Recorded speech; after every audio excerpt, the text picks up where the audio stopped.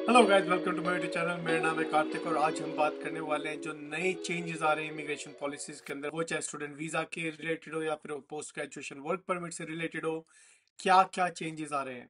कुछ एक चेंजेस 2023 में ही आ रहे हैं और कुछ एक चेंजेस 2024 के अंदर आएंगे। इस वीडियो के अंदर हम बात करेंगे ये चेंजेस आपके लिए अच्छे हैं या नहीं है। मगर इस वीडियो को स्टार्ट करने से पहले सब्सक्राइब कर दो चैनल को, ताकि मैं ये वीडियोस बनाता रहूं आप लोगों के लिए। Without further do, let's start with this video. सबसे पहले ये जानना जरूरी है कि जुलाई 26 2023 को हमारे नए इमिग्रेशन मिनिस्टर जो कि मार्क मिलर हैं वो अपॉइंट किए गए थे और उन्होंने अपना प्रॉपर प्लान बना रखा है कि कनाडा के इमिग्रेशन सिस्टम को चेंज करना है।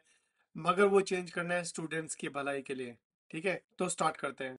सबसे पहले आप में से कई सारे लोगों ने सुना होगा कि काफी सारे स्टूडेंट्स आए थे, अराउंड 700 इंडियन स्टूडेंट्स आए थे जिनके खिलाफ कार्रवाई की जा रही थी कनाडा के अंदर, क्योंकि कई सारों के पास फेक लेटर ऑफ एक्सेप्टेंस मिले थे जिनके बेसिस पे उनका स्टूडेंट वीजा अप्रूव हो गया था और वो कनाडा पहुंच गए थे। अब ये नहीं पता है कि उनके एजेंट्स ने उनको झूठ बोला था कि या फिर उन्हें पता था और ये जानने के बावजूद भी वो लोग कनाडा आए फेक डॉक्यूमेंट्स के साथ। तो इस चीज की जांच की जा रही है इस टाइम पे। तो जिस टाइम पे ये सब कुछ हुआ था उस टाइम कनाडा ने एक आईआरसीसी टास्क फोर्स स्टार्ट करी थी जो कि कनेडियन बॉर्डर सर्विस एजेंट्स के साथ मिलके ये सारे के सारे डॉक्यूमेंट्स वगैरह और सारे प्रोसेसेस को चेक कर रहे हैं। ये केसेस अभी भी इन्वेस्टिगेट किए जा रहे हैं और आज तक अक्टूबर 12 2023 तक उन्होंने सिर्फ 103 केसेस को लुक आफ्टर किया है, जिसमें से 40 केसेस वो थे जो कि फ्रॉड निकले और 63 केसेस ऐसे थे जो कि जेन्युइन थे। बाकी के जो लोग हैं 700 तक, वो अभी भी अपने डिसीजन का वेट कर रहे हैं। तो इस सब के अंदर एक आदमी का नाम बाहर निकल के आया जिसका नाम है ब्रिजेश मिश्रा, जो कि काफी सारे लोग जो फ्रॉडुलेंट केसेस थे इसके अंदर उन सब के उनमें से काफी सारों के अंदर वो इन्वॉल्व था। तो उसके ऊपर ऑलरेडी कनाडा ने चार्जेस वगैरह लगा दिए हैं। तो देखते हैं क्या बनेगा इस सिचुएशन का। अब दिक्कत क्या थी सिस्टम में, लूप होल क्या था कि जो आईआरसीसी थी, जब आप अपना वीजा एप्लीकेशन डालने जाते हो तो आईआरसीसी जो है आपका लेटर ऑफ एक्सेप्टेंस चेक करती है कि वो जेन्युइन लग रहा है या नहीं लग रहा है। अगर जेन्युइन लग रहा है तो ठीक है, वो प्रोसेस कर देती है। ठीक है।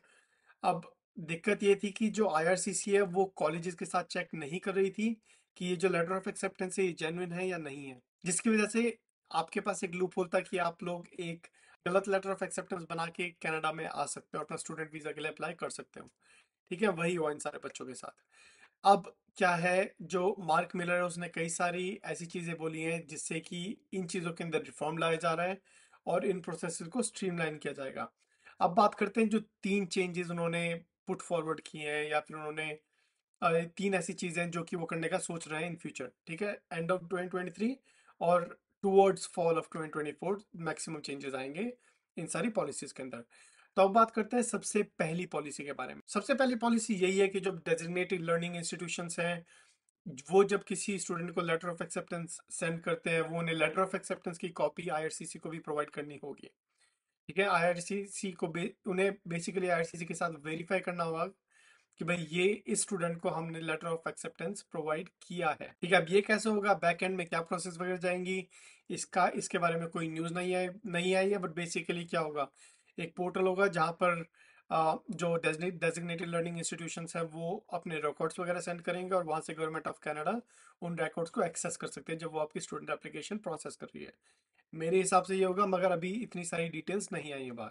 अगला पॉइंट है सितंबर 2024, जो कि कहा जाता है फॉल 2024। उसके अंदर कनाडा जो है वो रिकग्नाइज इंस्टीट्यूट फ्रेमवर्क को अडॉप्ट करने का सोच रहा है। उसके अंदर क्या होगा कि सर्टेन कॉलेजेस होंगे कनाडा के अंदर जिनको ये रैंकिंग दी जाएगी कि ये रिकग्नाइज्ड इंस्टीट्यूशंस है, जैसे कि अभी तक डेजिग्नेटेड लर्निंग इंस्टीट्यूट्स थे।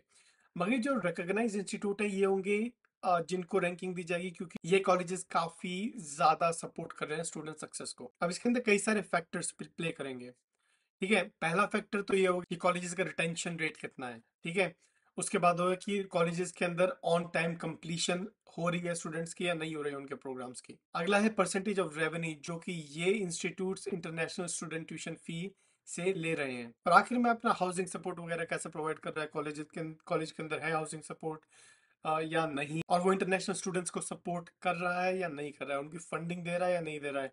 जैसे आपकी स्कॉलरशिप्स वगैरह होगी, प्रॉपर स्कॉलरशिप्स वगैरह प्रोवाइड कर रहा है या नहीं प्रोवाइड कर रहा है। तो ये काफी सारे फैक्टर्स होंगे जिसको देखने के बाद उस कॉलेज को रिकग्नाइज इंस्टीट्यूट का एक स्टैंप दिया जाएगा। अब इससे स्टूडेंट्स का क्या फायदा होगा? जो स्टूडेंट्स इन रिकॉग्नाइज्ड इंस्टीट्यूट्स के अंदर अप्लाई करेंगे उनको एक प्रायोरिटी प्रोसेसिंग दी जाएगी। इसका मतलब ये है कि जब कनाडा आपका स्टूडेंट वीजा उसको प्रोसेस करी होगी, जो स्टूडेंट्स इन कॉलेजेस के अंदर अप्लाई कर रहे हैं उनको एक प्रायोरिटी दी जाएगी और उनकी जो एप्लीकेशन है वो जल्दी प्रोसेस की जाएगी। ठीक है, तो ये फायदा होगा स्टूडेंट्स के लिए। जो जेन्युइन स्टूडेंट्स आ रहे हैं, प्रॉपर रूट से आ रहे हैं, अपनी प्रॉपर रिसर्च करके आ रहे हैं, उन स्टूडेंट्स के लिए ये बहुत अच्छा है, क्योंकि उनकी प्रोसेसिंग टाइम फास्ट हो जाएगी। और जो स्टूडेंट्स यहाँ पर अपना फेक डॉक्यूमेंट्स वगैरह के साथ आ रहे हैं, या वो जो फेक डॉक्यूमेंट के साथ आ रहे हैं जानते हुए, उनके लिए दिक्कत होगी, और मुझे उससे कोई प्रॉब्लम नहीं है। जो स्टूडेंट्स गलत एजेंट्स के साथ जाके फंस रहे हैं उनके लिए मैं सॉरी फील करता हूँ, मगर आप लोगों को अपनी ड्यू डिलिजेंस करनी पड़ेगी इससे पहले कि आप कनाडा में आओ। ठीक है, क्योंकि कनाडा में आके आपका कोई हाथ पकड़ के चीज़ें नहीं करवाएगा, यहाँ पर आके आपको अपनी चीज़ें अपने आप करनी होंगी। ठीक है, अपना हर छोटी सी दिक्कत में अपने घर वालों को फ़ोन मिला के तो आप रोने लगो कि भाई हाँ मेरे साथ ये हो गया, मेरे साथ वो हो गया। आपको अपना ख्याल यहाँ पर खुद रखना है, और इस चीज़ की शुरुआत आपको ऑलरेडी इंडिया से कर देनी चाहिए। अब आखिरी जो चेंज है वो ये है कि जो आपका पोस्ट ग्रेजुएशन वर्क परमिट होता है, जो आपको आपके स्टडीज के बाद मिलता है, आपने 1 साल की स्टडी करी है तो आपको 1 साल का मिलेगा, आपने 2 साल की स्टडी करी है आपको 3 साल का मिलेगा, आपने 4 साल की स्टडीज करी है तब भी आपको 3 साल का मिलेगा।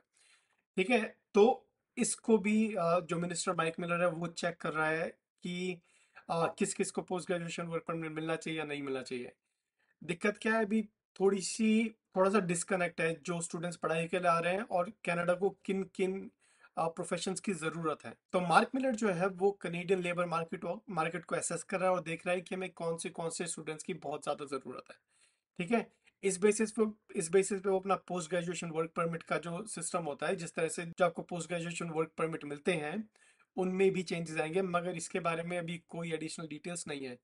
हो सकता है कि बहुत ज़्यादा चेंजेस ना आए, हो सकता है काफ़ी ड्रास्टिक चेंजेस आए, मगर इस टाइम पे इस चीज़ का कोई आइडिया नहीं है। बाकी जैसे ही कोई इन्फॉर्मेशन आएगी इस चीज़ के बारे में मैं और वीडियो बनाऊंगा आप लोगों को अपडेट करते हुए। अब ये सारी की सारी जो इन्फॉर्मेशन मैंने ली है डायरेक्टली आईआरसीसी की वेबसाइट से ली है, ऑफिशियल वेबसाइट से ली है, मैंने यहीं इधर उधर कहीं पढ़ के इन्फॉर्मेशन नहीं ली है, तो ये इन्फॉर्मेशन जेन्युइन है और मैं पर्सनली इस चेंज को वेलकम करता हूँ।